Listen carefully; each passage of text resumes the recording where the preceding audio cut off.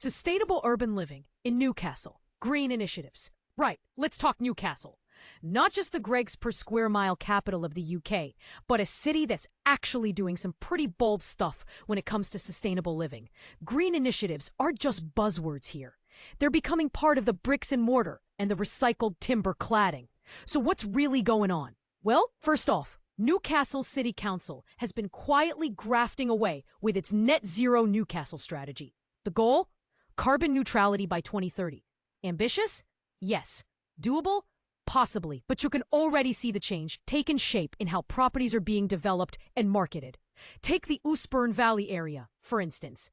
A few years ago, it was more about live music and microbreweries than eco-homes. But now, it's a hotspot for green apartment schemes. I recently walked through a development that's using air source heat pumps, solar panels, and green roofs. Yes, actual grass on the roof.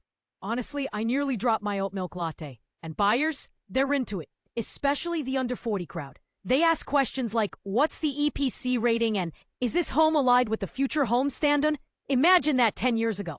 But it's not just new builds making waves. Some older Georgian townhouses around Jesmond and Heaton are getting serious retrofits. External wall insulation, triple glazing, rainwater harvesting. I even saw a composting toilet installed in a period home. Wild, right? Here's the twist. Landlords are finally catching on too. With EPC regulations tightening, hello minimum C rating for rentals by 2028, I've had a few panicked calls. Can I make my rental more eco without losing money? Honestly, yes, if you're smart about it. One landlord upgraded a 2-bed flat in Sandyford with LED lighting, smart heating, and thick loft insulation. Rent went up £150 a month. Tenants snapped it up. Now let's talk transport. Because you can't have green living without moving green. Newcastle's investing in its metro system like it's the new Crossrail. And e-bike stations popping up faster than you can say commute by pedal. I spoke to a buyer who literally chose a house in Gosford because it was 200 meters from a cycle path. No driveway, no regrets. Here's something else. Eco-conscious developments are becoming more Instagrammable. Think sustainable timber cladding, low VOC paints, floor-to-ceiling windows with thermal breaks. Developers know that green now also means gorgeous. Oh, and quick detour, if you've never been to the Rise development in Scotswood, put it on your list.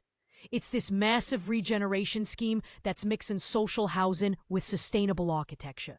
I viewed a semi there that had solar panels, rain gardens, and a communal orchard. A bloody orchard. But here's the reality check. There's still a gap. A big one. While some developers go all in on green tech, others stick with minimum EPC compliance and call it a day. That's where agents like us come in. Educating buyers, challenging sellers, pushing for better. I've started bringing up sustainability even before clients ask, because if we don't, who will? Some quick wins I've seen, promoting smart thermostats during viewings. You can warm your place from your phone, even on the bus. Adding EPC ratings to listing titles. Yes, right next to the 2-bed, 1-bath bit. Encouraging vendors to consider eco-staging, LED lighting, air purifying plants, even showcasing recycling setups. Let's not forget, green living isn't just about saving polar bears, though sure, let's save them too. It's about energy bills, lifestyle, health, community. And in a cost of living crisis, that stuff sells. If you're thinking of getting involved, do it. Even small changes matter. And if someone had told me 5 years ago I'd be talking about thermal mass and air permeability with first-time buyers in the tune, I'd have laughed. But here we are. The future's green, mate, and it's right on our doorstep.